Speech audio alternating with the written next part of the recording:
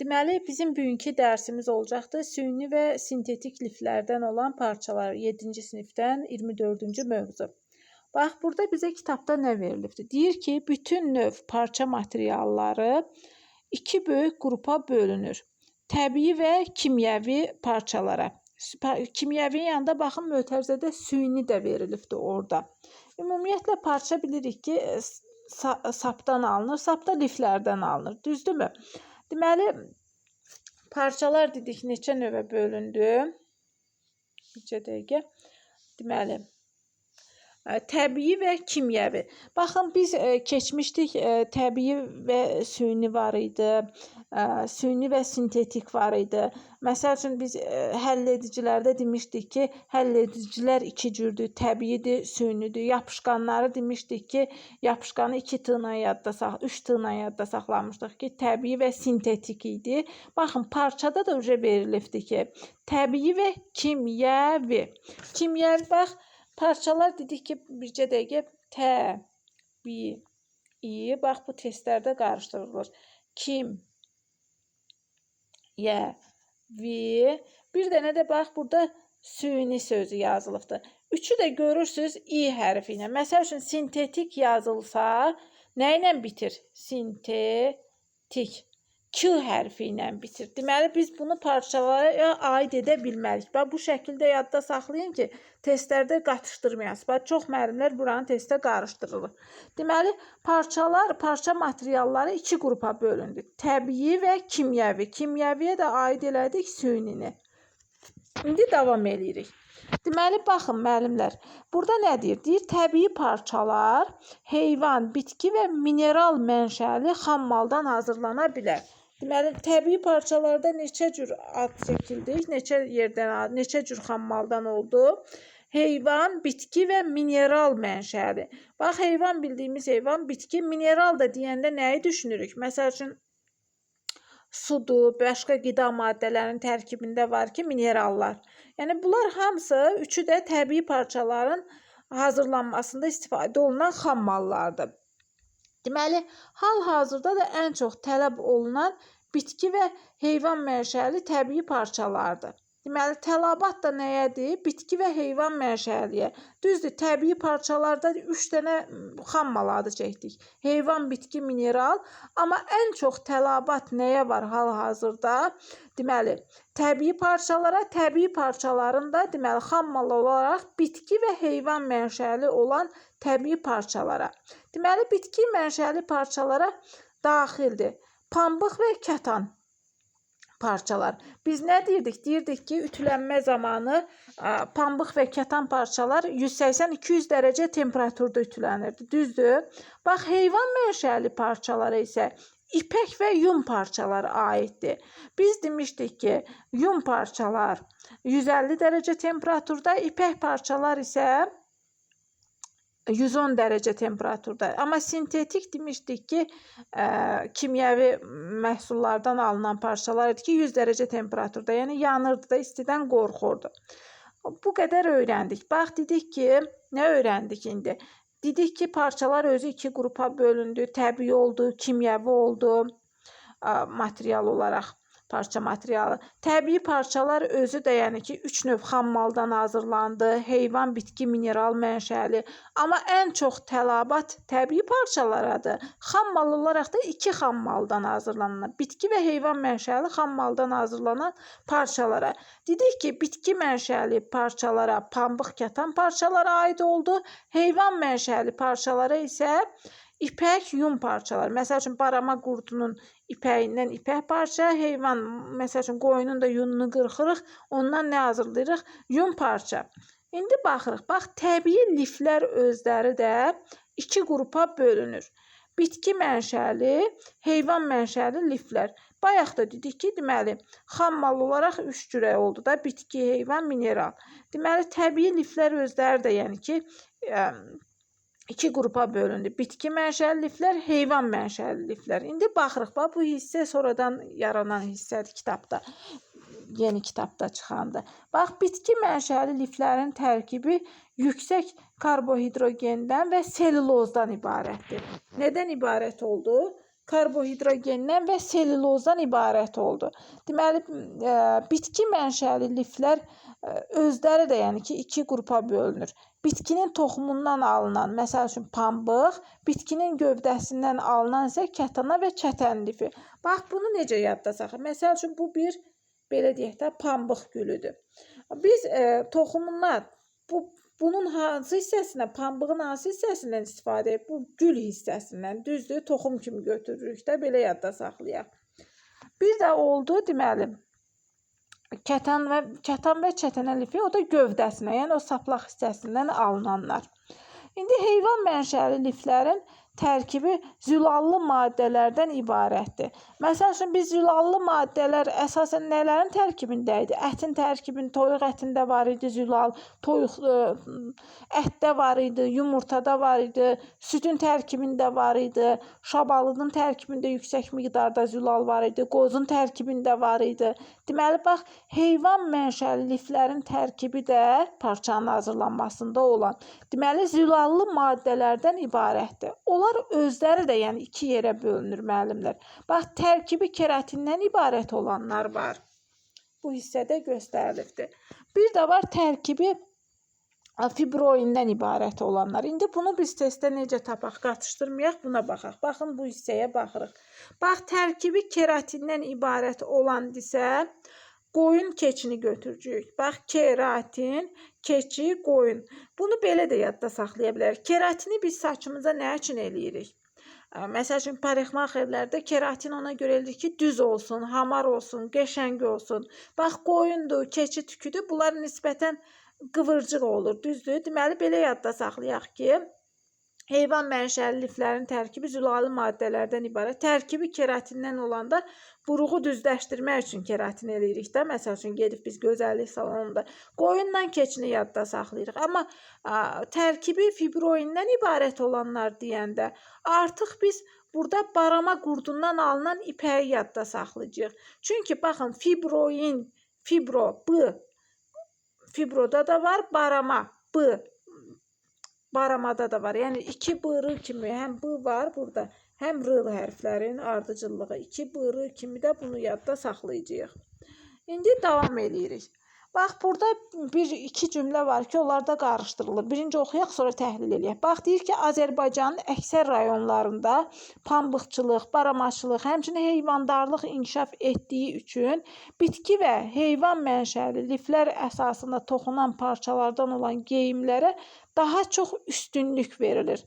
Məsəl üçün, bizdə testdə düşsək ki, hansı geyimlərə, hansı parçadan hazırlanan, liflərdən hazırlanan parçadan olan geyimlərə üstünlük verilir söhbəti varsa, yadımızda qalsın ki, bitki və heyvan mənşəli liflərdən olan, yəni ki, təbii parçalara üstünlük verilir. Amma ki, bax, bu axırıncı cümləyə baxın, bax, testdə bunu qarışdırırlar.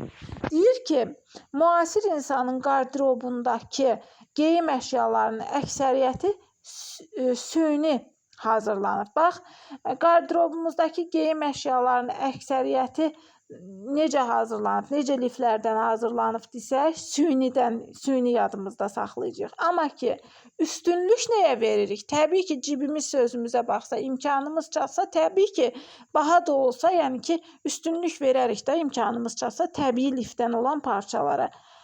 Buna üstünlük veririk. Amma ki, ona baxmayaraq, əksəriyyəti nədən hazırlanıb qardirobdakilərin? Yadda qalsın ki, sünidən.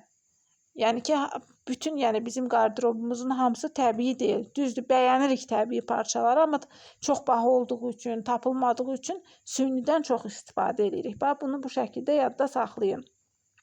Demək olar ki, bütün təbii parçalara keyfiyyəti yaxşılaşdırılan süni əlavələr edilir. Bir var ki, tam süni olan, məsəl üçün, elə parça var ki, bir dənə kibrit vursaq, sintetik dağılışıb yanar. Bir də var ki, nisbətən keyfiyyətini yaxşılaşdırmaq üçün bütün parçaların tərkibinə süni əlavələr olunur.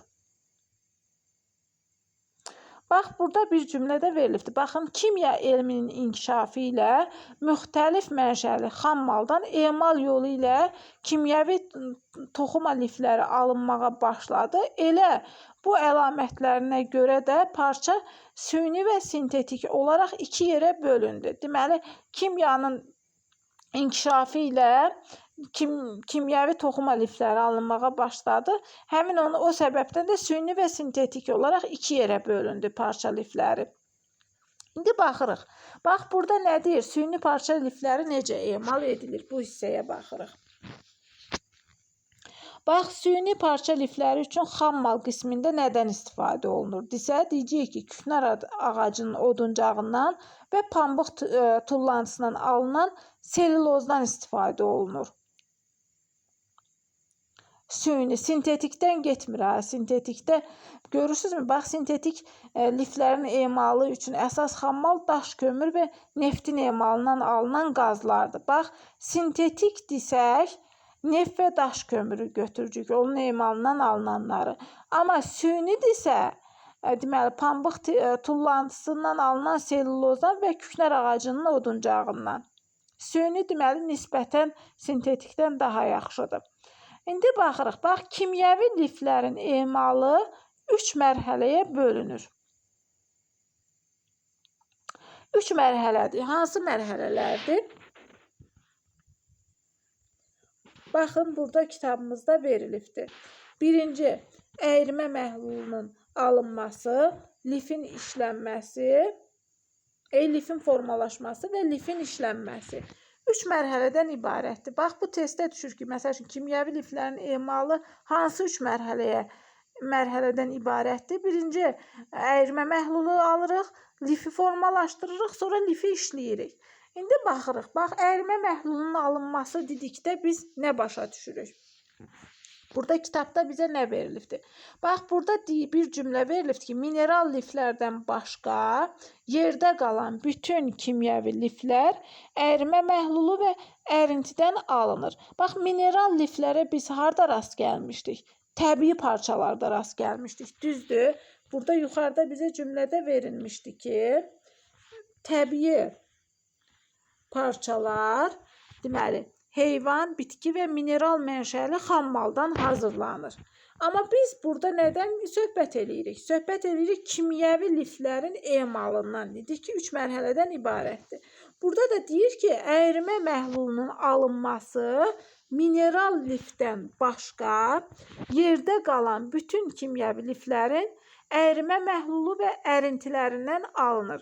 Məsələn, süni liflər dedik ki, qələvdə həll edilmiş selluloz kütləsindən, sintetik liflər isə müxtəlif maddələrin kimyəvi reaksiyaları nəticəsində alınır. Bax, süni deyəndə selluloz kütləsini yadımızda saxlayırıq, sintetik deyəndə isə kimyəvi reaksiyaları. İndi baxırıq lifin formalaşması mərhələsinə. Bax, lifin formalaşmasını fil yerlə yadımızda saxlayırıq. Lifdə də F hərfi var, fil yerdə də F hərfi var. Lifin fil yer söhbəti harada varsa ikinci mərhələmiz, lifin formalaşması mərhələmizdir. Deməli, bax, qatı əyrimə məhlulu çox saylı xırda deşikləri olan qapaqdan, yəni fil yerlərdən keçir. Bir növ aş süzənə bənzədirik də o fil yerləri. Bax, fil yerdəki deşiklərin sayı 24-35 min arasında dəyişir. Bax, bu rəqəm düşür, rəqəmi yadımıza saxlayırıq. 2 cüt 2 tək rəqəmdir. 24-35 min arasında dəyişir. Deməli, burada proses necə baş verir? Deməli, məhlul şırnağı fil yerdən axıb çıxarkən bərkiyir. O deşiklərdən çıxanda bərkiyir, nəticədə nazik saplar yaranır. Sonra fil yerdən çıxan saplar ümumi saplara birləşərək nə edir? Dartılır. Dartılandan sonra da nə baş verir orada? Bobinə dolanır. Bobindəki mağaradır da, bir növ burada bir şək. Bax, bir növ buna bənzər, bunu deyək də, xatırlayaq ki, yəni bobinə dolanır, sap formasını alır. Deməli, bobində də tərif kimi verilibdir ki, ip, məftil, sap sarımaq üçün makaradır. Sonra lifin işlənməsi mərhələsində nə baş verir? Deməli, alınan saplar bobinə dolandı, alındı sap, düzdür? Ondan sonra bax, alınan saplar yuyulma, qurudulma, burulma kimi termiki emal mərhələlərindən keçir. Bax, işlənmə deyəndə bir növ biz saçımızı fenləyirik, yuyuruq, quruduruq, burma işi veririk, termiki emal. Bir növ həmin şeyə bənzəyir. Burma deyəndə sizin qarışdırmayın da, yəni elə saplar olur ki, görürsünüz, müxtəlif bəzəkli toxunuşlar salmaq üçün burulma saplar da olur da. Deməli, liflərin işlənməsində nəyi yadda saxladıq? Yuyulma, qurudulma və burulma kimi termiki emaldan keçir. Bəzi liflər ağardılır, rənglənir və yumşaqlıq vermək üçün də sabun məhlulunda emal edilir. Bax, sabun məhlulunda nə üçün emal edilirdisə, yadınızda qalsın ki, yumşaqlıq vermək üçün sabundan orada istifadə edirik. Süni parçalar isə viskoz liflərindən alınır. Bax, bayaq bizim dediklərimiz deməli nəyə aid idi? Sintetiklərə. Sünilər nədən alındı? Viskoz lifindən.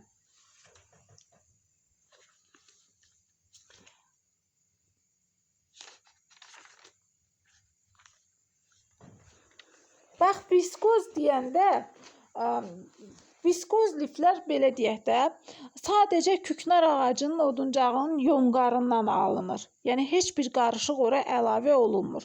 Təyinatına görə necə olur? Parıltılı və tutqun səthli olur. Liflərinin parıltısını, qalınlığını, burulmasını dəyişməklə, məsələn, ona həm ipək, həm pambıq, həm də yun görüntüsü verə bilərik. Sadəcə qalınlığını dəyişməklə isə nə edə bilərik? Ona kətan görüntüsünü vermək olar. Baxın, müəllimlər, viskoz möhkəmliyinə görə təbii ipəkdən, davamlılığına görə isə pambıq parçasından geri qalır. Bax, möhkəmlik desək, təbii ipəyi götürcük, yəni ondan geri qalır.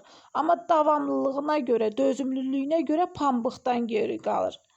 Ancaq nəmi pambığa nisbətən daha yaxşı obdurur. Məsəl üçün, bəzi koftalar olur ki, bunu atırıq biz maşından çıxardırıq, səririk. Elə baxırıq ki, o koftadan elə su axır da. Yəni ki, o nəmliyini o maşın onu tam quruda bilmir. Deməli, o hansı parçadır? Viskoz parçalardır ki, pambıqdan da daha yaxşı obdurur o nəmi. Yaş olan zaman, deməli, viskoz parçadakı möhkəmlik neçə faiz olur? 55-60% olur yaş vaxtı. 50-60% olur, üzr istəyirəm. Aşağı düşür möhkəmliyə. Bax, viskoz liflər bitki liflərdən fərqli olaraq qələvi və turşuların təsirinə məruz qala bilir. Bax, tərkibindəki əlavə qarışıqlı olmadığı üçün sadəcə küknar ağacının, oduncağının, yonqarından hazırlandığı üçün yanan zaman kağız iyi verir. Biz demişdik, kağız selulozdan hazırlanır. Baxın, deməli, bu da küknar ağacının odunca selulozundan hazırlandığı üçün yanan zaman kağız iyi verir, alovu düz parlaq olur, tez alışır, yanmış kağız iyi də verir. Bax, bizdən kağız iyi verəndirsə, viskoz parçaları götürəcəyik. Tez alışırdısə, bilirik ki, kağızdan tez alışan yox da, nöyüddüyü kağızdır, kağız daha tez alışır. Götürəcəyik viskoz parçaları. Bax, yadınızda qalsın ki, oduncaq tərkibli olduğu üçün, bax, küknar ağacının yonqarından hazırlanır da, düzdür, demişdik viskoz parçaları. Deməli, oduncaq tərkibli olduğu üçün də yanandan sonra yerində onun boz külü qalır. Küldən əlavə heç bir ərinti, kürəcik onun yerində qalmır yanandan sonra. İndi baxırıq asetat və 3 asetat parçalara. Deməli, burada nə deyir? Bax, təmiz selulozdan alınmır bu asetat, 3 asetat. Bax, asetil selulozundan alınır. Bu cümləyə diqqət edirik. Dedi ki, təmiz selulozdan deyil, asetil selulozdan hazırlanır. Bax, asetat və 3 asetat liflər Buna görə də yəni kitabımızda yazılıb ki, süni parçalar viskoz liflərdən alınır. Amma asetat və 3-asetat lifdən alınmış ipək parçalar xarici görünüşünə görə təbii ipəyə oxşuyur. Yəni səthi parlaq olur da. Təbii ipəyə oxşuyur desə, səthi parlaq olur desə testdə götürəcəyik asetat və 3-asetatı. Amma ki, asetat və 3-asetatdan olan parçalar viskozdan fərqli olaraq nəmi pis obdurur. Bayaq biz nə demişdik? Demişdik ki, viskozlar nəmi çox yaxşı obdurur da, pambıqdan da yaxşı obdurur. Amma ki, asetat və 3-asetatlar pis obdurur. Möhkəmlikdə də viskozdan geri qalır, az möhkəmliyə malik olur. Bayaqların biz nə demişdik? Demişdik ki, pambıqdan belə deyək də, pambıqdan möhkəmliyinə görə, davamlılığına görə viskoz geri qalırdı. Burada da asetat və 3-asetat deməli viskozdan möhkəmliyinə görə geri qalır. Az möhkəmliyə malik olur. Bax, viskozdan daha elastik olduğu üçün asetat və 3-asetatdan liflərdən alınan parçalar əzilmir. Plese zamanı formasını neyinir? Yaxşı saxlayır. Plese də nə idi? Plese də qırış idi, büzmə idi, qatlı şeylər deyək də, paltarlar olardı.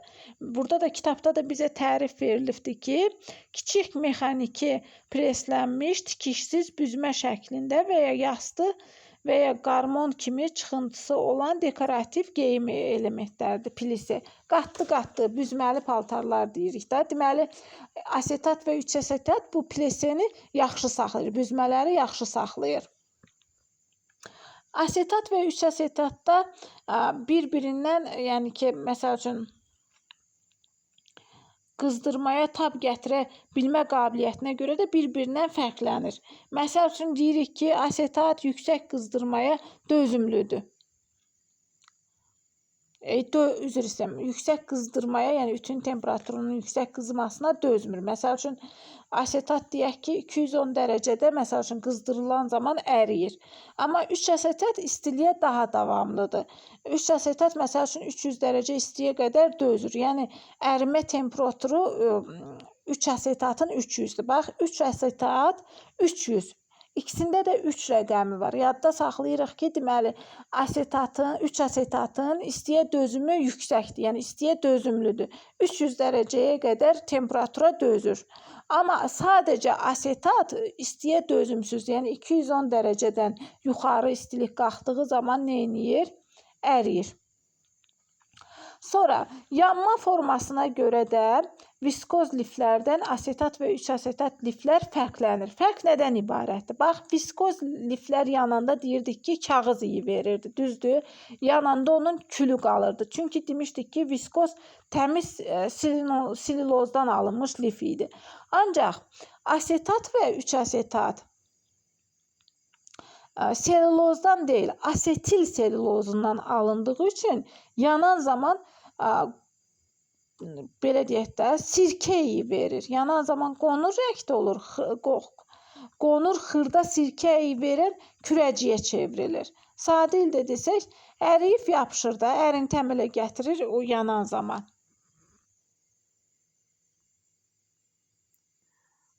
İndi nəyə baxaq?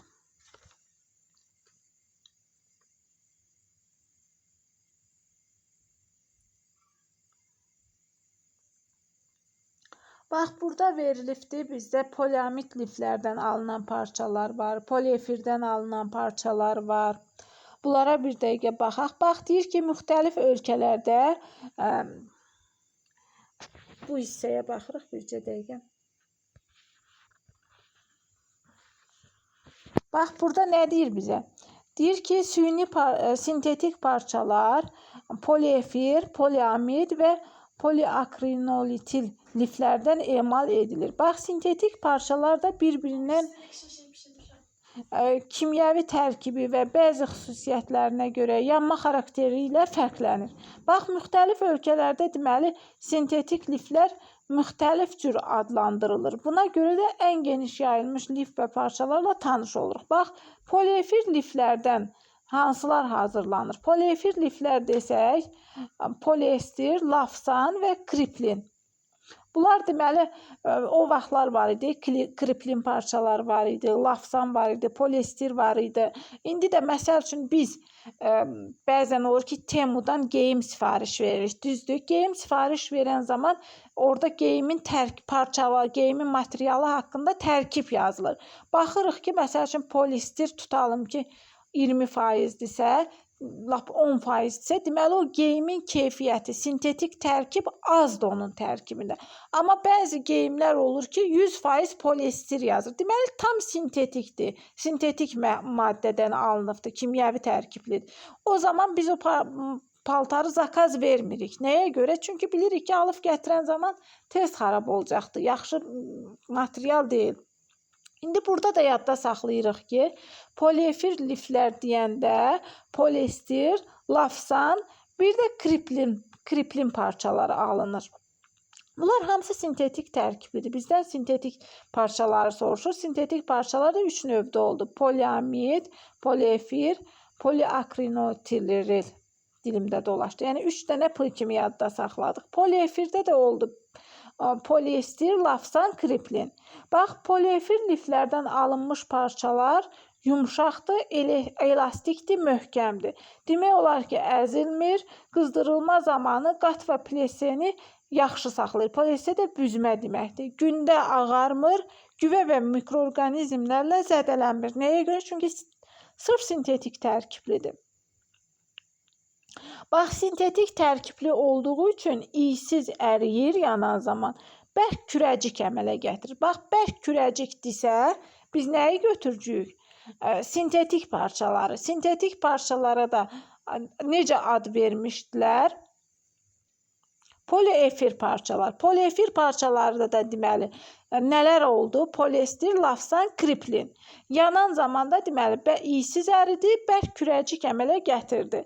Deməli, bu parçalar əzilmir, qızdırma zamanı, yəni ütüdə qatı yaxşı saxlayır, pliseni yaxşı saxlayır. Güvə ilə də, yəni ki, onlara susmus düşmür də, güvə zədələmir, mikroorqanizmlər zədələmir, sintetik tərkibli olduğu üçün. Cırılmaya, sürtülüb yeyilməyə davamlıdır, ağarmır, az əzilir, güvə və mikroorqanizmlərlə zədələnmir. Bax, poliamid liflərə baxaq, indi bircə dəqiqə səhifəni dəyişim.